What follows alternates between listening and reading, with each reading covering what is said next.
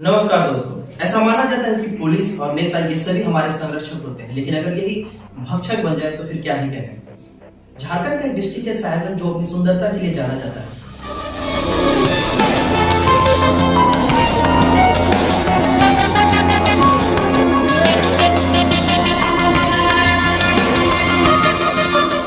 इसकी एक खास बात यह है कि पूरे राज्य में यही एकमात्र जिला है जहां से होकर गंगा नदी गुजरती है। साहेबगंज के डीसी, जिसकी पोस्टिंग साहेबगंज में अक्टूबर 2020 में हुई थी, इन पर आरोप है कि इनके संरक्षण वाले माइनिंग इलाके में टोटल 1000 करोड़ की अवैध माइनिंग की गई थी। इसमें न सिर्फ साहेबगंज के डीसी बल्कि पाकुड़ और दुमका के डीएमओ यानी कि डिस्ट्रिक्ट माइनिंग ऑफिसर भी शामिल है। खनिज अधिनियम 2004 एवं खनिज नियमावली 2017 के अनुसार माइनिंग की सारी जिम्मेवारी डीसी की होती है। खनिज उत्पादन की दृष्टि से देखें तो भारत में झारखंड का स्थान नंबर 1 पर आता है, जिसके कारण झारखंड को भारत का रूस प्रदेश भी कहा जाता है। बात करें साहेबगंज की तो साहेबगंज में बालू पत्थर, चाइना ग्लेड, सिलिका सेट इत्यादि की माइनिंग होते रहती है। दोस्तों ये बात तो अलग है। बात आते हैं मुद्दे पर कि आखिर माइनिंग की चोरी की जानकारी ईडी को कैसे लगती है, आखिर माइनिंग की चोरी की शुरुआत होती कहां से है। तो माइनिंग की चोरी की जानकारी ईडी को पता चलती है पाकुड़ के टोल कारोबारी शंभू नंदन भगत के बयान से। दरअसल बात यह है कि 2019 में झारखंड में सत्ता परिवर्तन होती है, बीजेपी की सरकार गिरती है और जेएमएम की सरकार बनती है और हेमंत सोरेन बनते हैं झारखंड के मुख्यमंत्री। चूंकि हेमंत सोरेन जिस विधानसभा क्षेत्र से आते हैं वो बरहेट विधानसभा क्षेत्र कहलाता है। वहीं पर एक नामी ग्रामी व्यक्ति जिसका नाम है पंकज मिश्रा और इस टोटल इलीगल मनी लॉन्ड्रिंग मामले का मास्टरमाइंड भी जिसे कहा जाता है, वो साहेबगंज में ही रहते थे। और वो तो ठहरे एक नेता आदमी। अगर किसी को भी रांची में कोई काम पड़ता था, ये तुरंत फोन लगाते थे और काम करवा देते थे। इससे क्या हुआ कि पंकज मिश्रा के बहुत सारे दोस्त भी बने और बहुत सारे दुश्मन भी। इसी बीच साहेबगंज में एक घटना घटती है। साहेबगंज की थाना प्रभारी रूपा तिर्की जो अपने आवास पर आत्महत्या कर लेती है और इस पर नाम आता है पंकज मिश्रा का। बात सीबीआई तक पहुंच जाती है। जब बात सीबीआई तक पहुंचती है, सीबीआई पूरा खंगालती है तो पता चलता है कि रूपा तिर्की ने खुद आत्महत्या की थी। अब पंकज मिश्रा को चार्जशीट मिल जाती है, उसे क्लीन चिट मिल जाती है, उस पर कोई केस दर्ज नहीं होता है। इसी बीच डीसी के संरक्षण में जो माइनिंग एरिया था उस पर पंकज मिश्रा माइनिंग करना शुरू कर देता है, वो भी इलीगल।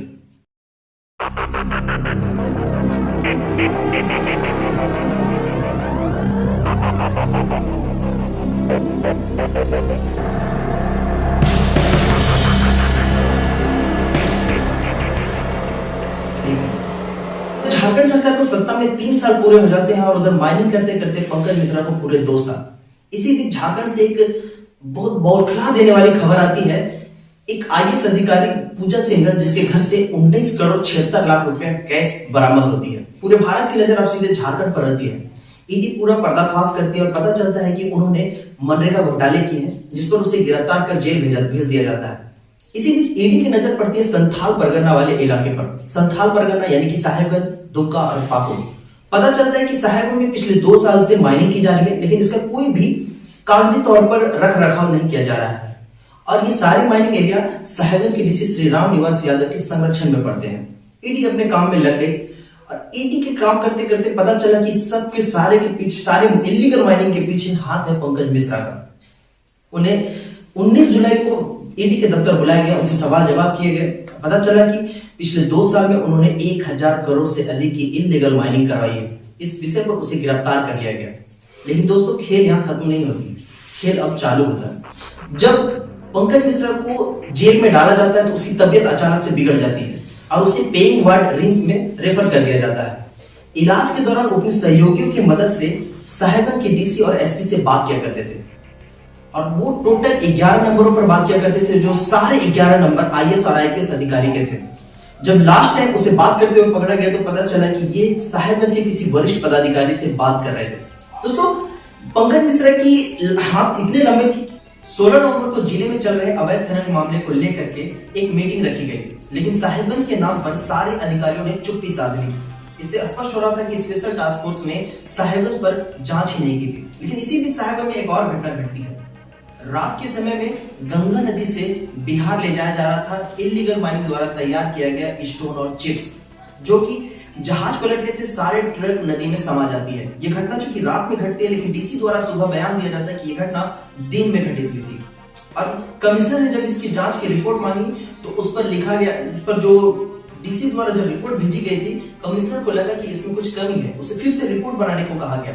लेकिन तभी पंकज मिश्रा का कॉल कमिश्नर के पास आता है और वो कहता है कि जो भी नदी द्वारा ट्रांसपोर्टिंग का काम चल रहा था वह उनका ही है, इसलिए जो भी डीसी ने आपको फाइल सौंपी है उसे एक्सेप्ट कर लिया जाए। जब इस बारे में ईडी ने साहिबगंज डीसी से पूछताछ की तो उन्होंने कहा कि मैं जो भी बोलूंगा फाइल देखकर ही बता पाऊंगा। और इससे पहले 18 नवंबर को जब हेमंत सोरेन से ईडी ने पूछताछ की थी कि आपको पता है कि इलीगल माइनिंग हो रही है, तो उन्होंने कहा कि मुझे किसी भी एसपी या डीसी द्वारा इलीगल माइनिंग की जानकारी नहीं दी गई थी। फिलहाल पंकज मिश्रा जेल पर है और अभी ईडी द्वारा साहिबगंज के कई ऑफिसरों से सवाल जवाब करना बाकी है। ऐसा माना जाता है कि पुलिस के वरिष्ठ अधिकारी अनुरंजन किस्पोट्टा से भी ईडी द्वारा पूछताछ की जा सकती है। धन्यवाद।